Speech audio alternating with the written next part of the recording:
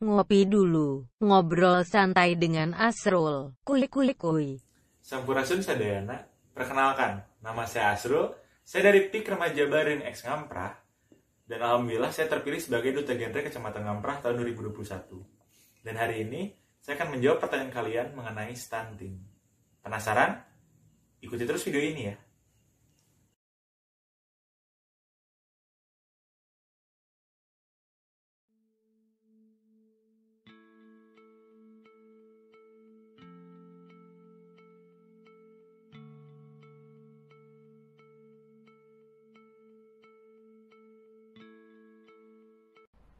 Yang ketiga, ini baru saja kita putuskan 2-3 hari yang lalu, bahwa BKKBN akan menjadi ketua pelaksanaan dalam penanganan penurunan angka stunting. Yang dulu 5 tahun yang lalu berada di angka 37%, sudah turun menjadi 27,6 di 2019, target kita 2024 itu 14%. Bukan angka yang mudah, tetapi saya meyakini kalau lapangannya dikelola dengan manajemen yang baik, angka ini bukan angka yang sulit, 14% itu. Jadi stunting itu apa sih? Stunting adalah salah satu masalah gizi di Indonesia. Masalah kesehatan gizi di Indonesia sendiri sudah mencapai triple burden, yaitu wasting, obesitas, dan juga stunting. Stunting sendiri adalah sebuah masalah di mana anak-anak tumbuh tidak seperti biasanya, di mana dia mengalami perlambatan pertumbuhan. Biasanya ditandai dengan perbedaan tumbuh antara anak-anak yang menderita stunting dengan anak-anak normal. Biasanya bisa kita lihat dari tinggi badan dan juga berat badan. Namun selain itu juga, stunting pun kadangkala mengganggu kemampuan kognitif anak-anak, di mana perkembangan otak mereka terhambat karena penyakit stunting itu sendiri. Dan karena itulah stunting menjadi masalah yang sangat berbahaya di Indonesia. Nah, selanjutnya kenapa stunting ini menjadi sebuah masalah yang mendapatkan perhatian dari Anda? Karena stunting adalah sebuah masalah yang besar. WHO sendiri memiliki standar untuk menghitung prevalensi stunting, di mana WHO menetapkan bahwa 20% adalah angka tertinggi untuk prevalensi stunting. Dan Indonesia sendiri pada tahun 2013 pernah menjadi tertinggi ketiga se-Asia, di mana kita mencapai angka 37% prevalensi stunting yang sangat tinggi. Dan sekarang kita sudah turun ke angka 27,6%. Namun tetap masih di atas standar WHO. Dan pemerintah sendiri mencanangkan untuk menekan angka stunting sampai ke angka 14% demi menyokong datangnya bonus demografi di tahun 2045. Dan tingginya angka stunting sendiri seharusnya sudah menjadi tamparan untuk kita agar lebih waspada dan juga perhatian mengenai masalah kesehatan gizi yang satu ini, yaitu stunting. Nah, untuk pertanyaan selanjutnya, penyebab dari stunting itu ada apa aja ya? Sebenarnya penyebab stunting itu ada banyak, tapi utamanya penyebabnya adalah kekurangan zat gizi makro dan juga mikro.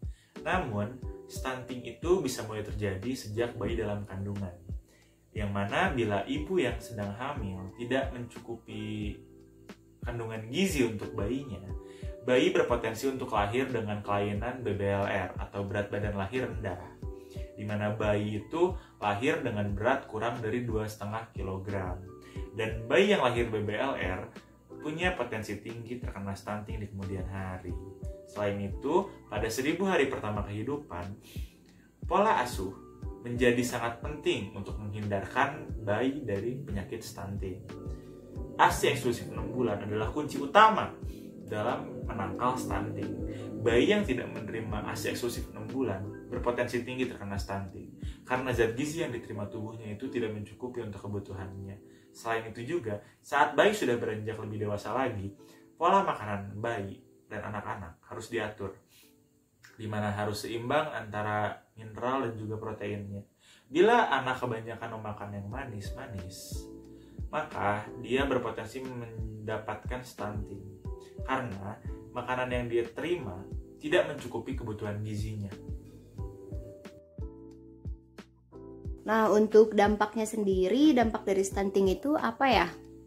Dampak utama stunting dapat terlihat dari badan si penderita, di mana biasanya tinggi dan berat badannya di bawah orang normal seusianya. Namun ada masalah yang lebih penting daripada itu, yaitu turunnya kemampuan kognitif. Di mana penderita stunting biasanya punya kemampuan kognitif di bawah orang-orang seusianya. Dan ini akan terlihat saat dia duduk di bangku sekolah, di mana performanya selama di sekolah akan di bawah orang-orang normal. Selain itu juga, karena perkembangan otak yang berkurang, mereka itu akan lebih sulit untuk fokus dan itu akan mengganggu pembelajaran mereka, yang mana akan berdampak pada masa depan mereka, di mana mereka tidak memiliki kualitas sebagaimana orang-orang normal pada umumnya. Dan karena itu juga, bayangkan saat kita mencapai waktunya bonus demografi dengan orang-orang yang banyak yang tidak berkualitas, itu akan sangat mengganggu datangnya bonus demografi yang kita tunggu-tunggu. Maka dari itu, stunting sangat berbahaya dan berpotensi merusak masa depan anak-anak.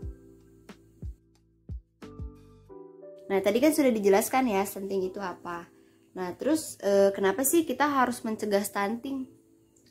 Kenapa kita harus mencegah stunting? Jawabannya adalah karena kita harus mengamankan potensi Indonesia di masa bonus demografi tahun 2045. Bisa dibayangkan bila nanti orang-orang produktif ternyata banyak yang terkena stunting, tentu menurunkan kemampuan intelektual dari manusia-manusia produktif yang kita inginkan, sehingga kualitas dari orang-orang tersebut berkurang dan menjadikan bonus demografi tidak tercapai dengan baik, di mana walaupun angka orang-orang produktif meningkat, namun kualitasnya menurun. Seperti itu. Nah, tadi kan udah dijelasin tuh penyebab stunting ada apa aja. Lalu cara untuk mencegahnya gimana? Baik, pertama-tama untuk mencegah stunting kita akan melakukan 3 pilar pencegahan stunting. Yang pertama kita harus mengatur agar gizi dan juga makanan yang masuk ke dalam tubuh kita itu baik untuk tubuh kita, di mana itu harus mencukupi semua kebutuhan dari tubuh kita. Kemenkes sendiri sudah menyiapkan pedoman makanan yang disebut isi piringku, di mana makanan itu yang kita terima di tubuh setengah dari piring kita itu diisi dengan sayur dan juga buah-buahan, lalu setengahnya lagi diisi dengan sumber protein baik nabati maupun hewani, lalu sisanya baru adalah karbohidrat yang akan diterima tubuh. Yang kedua adalah kita harus memberikan edukasi kepada calon-calon ibu di luar sana agar bayi bisa terlepas dari masalah BBLR. Ibu-ibu yang akan melahirkan anaknya harus paham mengenai urgensi makanan bergizi saat mereka hamil, agar bayi mendapatkan gizi yang cukup saat dalam kandungan dan terhindar dari masalah tadi BBLR, di mana saat bayi terhindar dari BBLR dan mereka lahir dengan berat badan normal, itu akan menekan angka stunting sangat tinggi. Dan juga kita harus mengajarkan mereka pola asuh, di mana 1000 hari pertama kehidupan sangat urgent dalam membentuk bayi yang tidak terkena stunting. ASI eksklusif 6 bulan, pemberian makanan yang bergizi seimbang, itu sangat berperan untuk menghindari stunting. Dan yang terakhir, kita harus menjamin sanitasi dari kita sendiri, di mana kita harus memperhatikan baik kesehatan air, lalu kualitas sanitasi, dan juga akses ke fasilitas kesehatan, di mana kita juga harus memastikan bahwa anak kita itu mengerti mengenai pentingnya menjaga kesehatan, seperti cuci tangan menggunakan sabun dengan air mengalir, lalu tidak buang air besar sembarangan, lalu juga pengolahan limbah cair, dan lain-lainnya.